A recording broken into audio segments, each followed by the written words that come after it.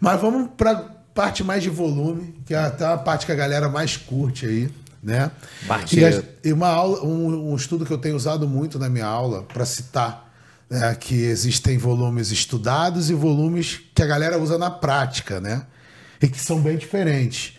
É aquele estudo que você analisou mulheres treinadas em 1000 e tantas academias. 1119 planilhas de treino, E aí você mostra que tem aqui a mulherada, primeiro, treina em alto volume, mesmo tendo pouco tempo. 1 ano de treino já está treinando. Inclusive, 2 anos de treino, chegando a 60 séries de quadríceps e de glúteo. Semana. Por semana. Que isso, cara. Absurdo. E sendo, a mulher que faz 60 de quadríceps faz 20 de posterior, né? Tem essa questão ainda do desequilíbrio. Existe um limite máximo de séries por grupamento? Eu costumo falar, né, Belmiro? Se algum dia alguém chegar para você e falar que nós temos um limite de séries, eu vou perguntar para ele o que vai dar a Mega Sena. A palavra é nós não sabemos, nós temos bons insights.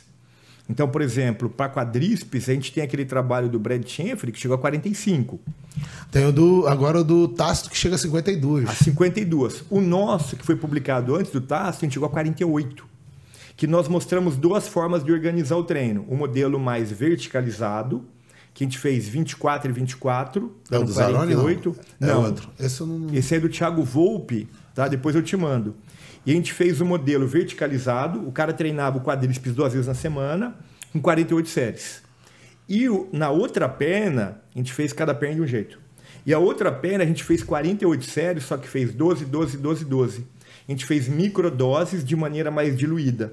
Fez 2 sessões no dia, não? Não, a gente fez 4 sessões na semana. 2 sessões versus 4 sessões. 4 sessões. Que você me mandou. E aí nós vimos a hipertrofia nas 2 condições, né? Do 48.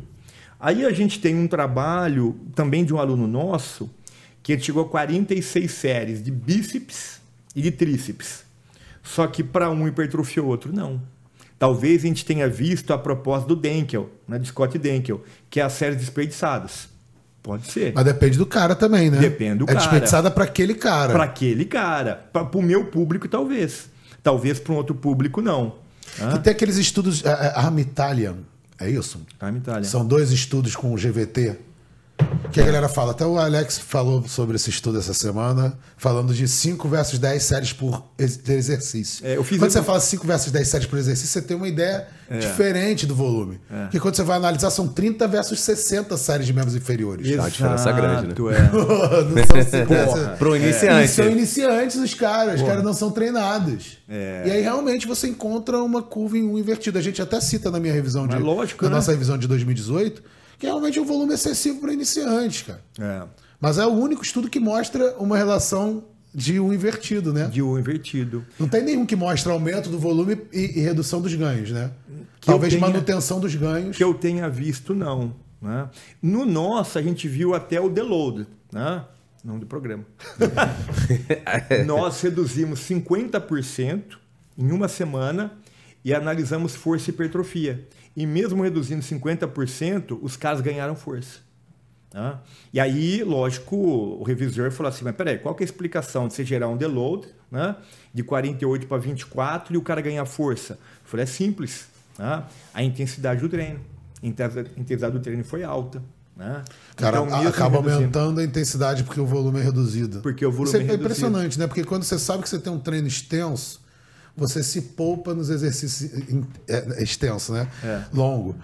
Você se poupa nos exercícios iniciais e nos finais você acaba não rendendo tão bem. Exato, né? Eu percebo muito bem isso quando eu reduzo o número de séries por exercício ou quando eu faço tô fazendo 4, 5 exercícios já, eu vou, dou um passo atrás e passo a fazer 3 exercícios e de repente aumento uma série por exercício. Eu percebo que eu acabo conseguindo render mais nesses exercícios que eu mantenho. E a gente viu isso. Né? A gente reduziu em 24 séries e os caras, ganharam força, né? E massa muscular, né? Que a gente fez a análise da hipertrofia na região proximal, medial e distal do quadríceps. E foi tudo meia extensora. Né? Então, Bel, eu não sei. Né? A gente não pode falar que existe um teto de séries. Né? A gente não sabe. Mas acho que a gente evoluiu muito. Nós temos aí bons insights. Né? A gente tem bons insights para panturrilha, para posterior, para quadríceps, né? Para vários músculos. É bom você falar isso porque uma das perguntas é essa. Volume é músculo dependente? Depende do músculo? Parece, viu? Parece que depende. Eu até fiz um post essa semana de um paper que acabou de sair. Eu fiz com o Muzi e com o meu aluno, né? Foi aquele que vocês mandaram lá no grupo? Acho que eu vi esse post aí sobre o treino... Que foi o primeiro estudo que eles analisaram atrofia. Então a gente debateu com o Tassi também. Atrofia. O músculo que não é treinado, ele é consumido pelo músculo treinado. Pelo músculo treinado. Muito louco isso, porque o músculo treinado, no repouso, ele consome 20% a mais de oxigênio, porque ele está precisando de energia. E aí ele tira do músculo não treinado. E aí, nesse estudo, o grupo que ingeriu mais calorias e teve uma ingestão proteica maior, o músculo não treinado não sofreu atrofia. Só que aí começa a abrir margem. Por quê? Esse estudo foi feito com quem? Com um cara que nunca treinou. A pergunta é, e o cara treinado? Qual que é o comportamento disso? Não sei. Abriu brecha agora. E até a ingestão proteica não foi alta. Quem ingeriu menos proteína foi 1,2 gramas de proteína e o outro 1,4. Se a gente pensar que a ingestão proteica tem que ser acima disso, não tem diferença 1,2 para 1,4, né? Não, normalmente a recomendação de hipertrofia é 1,6 a 2,4. 2,4, né? Mas a alimentação deixou os caras comerem à vontade. Mas foi o primeiro estudo que viu atrofia. Mas aí respondendo sua pergunta, parece que é músculo dependente, né? E aí eu te boto numa sinuca. Obviamente é especulação, né? Eu tenho minha opinião. Assim, também posso mudar, né? De acordo com o que venha a sair. É músculo dependente. Teoricamente, quadríceps e panturrilha são músculos submetidos a maiores volumes diários. Né? Sim. E aí, eu tenho que treinar ele em maior volume ou reduzir o volume desses músculos porque eles já são submetidos, já são mais resistentes, mas como eles já são submetidos à maior demanda diária, será que eu tenho que segurar no volume? Exato. Ou eu tenho que botar mais volume porque para ele desenvolver ele vai precisar de uma dose maior? Pô, ele me jogou numa sinuca agora. Sinuca. É um problema que a gente tem, porque é um músculo que você trabalha o tempo inteiro. Não tem como que você vai deixar de subir uma escada? Como você vai deixar... Desculpa te interromper de novo. Porra, tô interrompendo demais, né? Mas, não tem nada. Mas é só porque... Por que surgiu esse questionamento? Porque tem uma galera que me pergunta da questão do volume da panturrilha. E a galera fala que não consegue recuperar. E eu sempre pergunto, mas e aí as outras demandas? Mas eu corro, mas não sei o que, eu trabalho em pé. E aí tem essa questão da concorrência. Tudo bem, é um músculo muito mais resistente, aguenta mais, mas ele é também muito mais exigido. E aí? Assim, não fugindo, tá? Mas aí me lembrou o paper que saiu essa semana, que quais foram os músculos que atrofiaram o sóleo e o adutor magno. E aí o autor levanta a hipótese de que o sólio é um músculo que você usa o tempo inteiro, é um músculo de resistência, que você trabalha o tempo inteiro e que talvez estivesse faltando energia para ele. E aí cai no que você falou. Será que talvez o overuse diário, mais o volume de treino, talvez isso não pudesse ver a história do Denkel de séries desperdiçadas? Né? Não sei. Ou excessivas, né? E aí é uma questão que a galera não toma conhecimento. Primeiro, treino de bodybuilder de perna que eu fico 2 dias sem andar. Mas se a pessoa trabalha em pé, como é que ela vai fazer um treino desse? Não dá para fazer. Entendeu? A pessoa não calcula e não pensa num volume combinado com a demanda diária.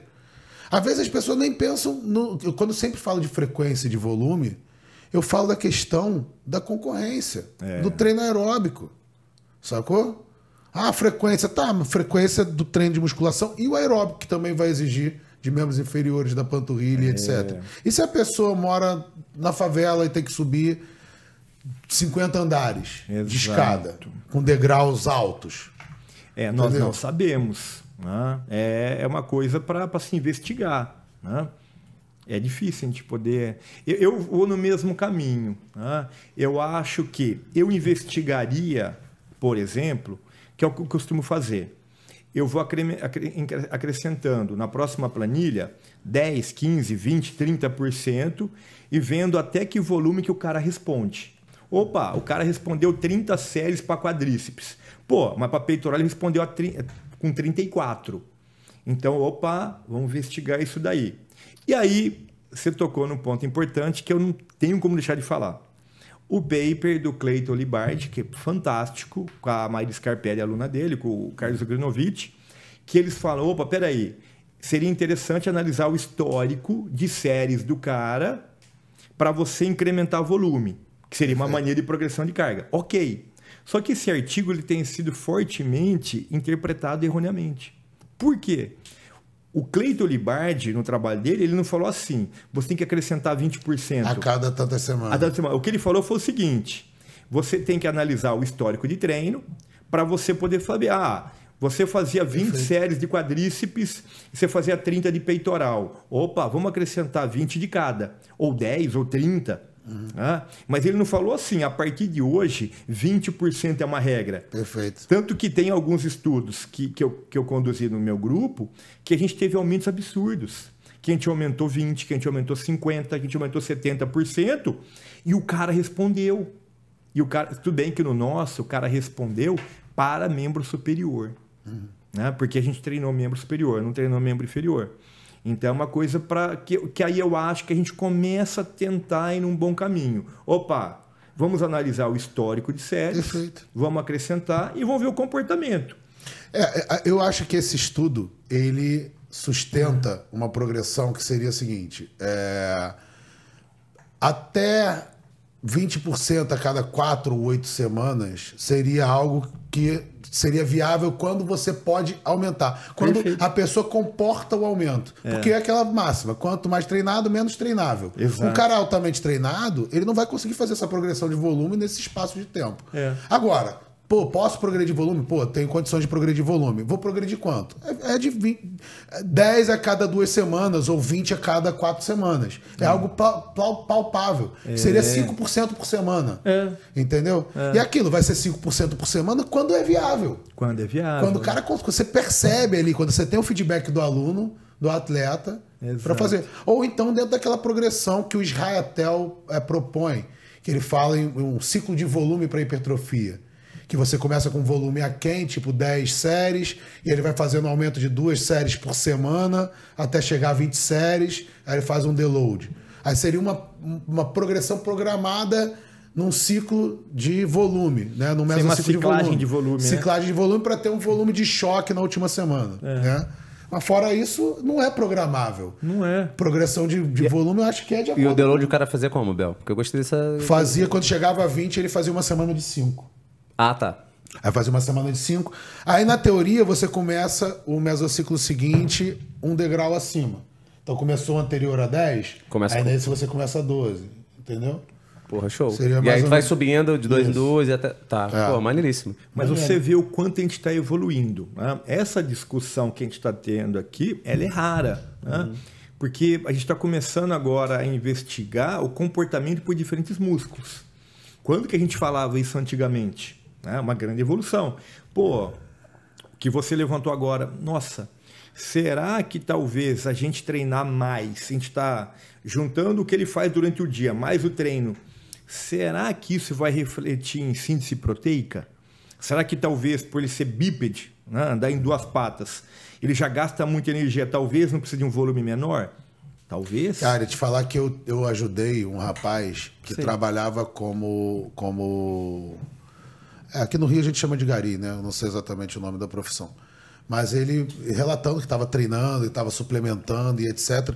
E ele estava tendo muito efeito concorrente em músculos de tracionar, de levantar e de membros inferiores. Porque ele falando, cara, você tem que dosar esse treino de inferiores e os treinos de empurrar, de levantar e empurrar. Era principalmente o ombro. Tava tendo muita dor no ombro e não recuperando do ombro. Eu falei, cara, você tem uma demanda absurda. Você corre atrás de um caminhão, pega latões gigantes, arremessa, sacos de lixo. Tem que ver como não concorrer com isso. E aí você... que você explicou pra ele? Você diminuiu... Falei alguns movimentos que ele tinha que segurar na academia. Sim. Entendeu? Só que daí, vou colocar mais lenha na fogueira. Agora eu vou pensar em 2 atletas. É o esporte que eu sou apaixonado, que é tênis, tá? Cara, eu vou pegar o Ricardo Melo, que foi meu tenista. Você pega a panturrilha dele, a direita e a esquerda. A panturrilha esquerda dele sempre foi muito mais hipertrofiada. Por quê? O overuse. Ele apoiava para sacar na perna esquerda. Por mais que eu tentasse fazer trabalho com a perna contralateral, eu não consegui hipertrofiar igual. Mas por quê? O overuse. E aí você fala, caraca. Volume. Mas peraí. O cara usa mais essa perna e ela é mais hipertrofiada. Aí você pega o braço dominante do cara. Normalmente um tenista, ele tem um antebraço, uma média de 2 a 3 centímetros maior. Né? E bíceps braquial também. Né? Bíceps não, né? O braço como um todo. Né? E aí você fala, mas peraí. Né? É o overuse, o cara usa muito aquilo. E aí você fala... É igual o cara que tem pé equino, né? Que tem aquelas panturrilhas gigantescas de andar na ponta do pé. Isso eu reparei já. E aí vai contra isso que a gente tá pensando. Peraí. Exato. Eu tenho uma panturrilha da perna da passada do skate, é maior do que a da base. Por mais que eu tente compensar a da base. A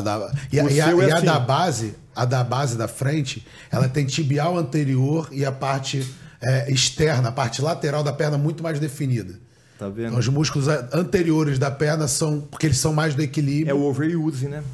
Então, você vê, por exemplo, no tênis, o cara é totalmente disforme. Porque o lado dominante ele é muito mais hipertrofiado. Porque ele usa muito.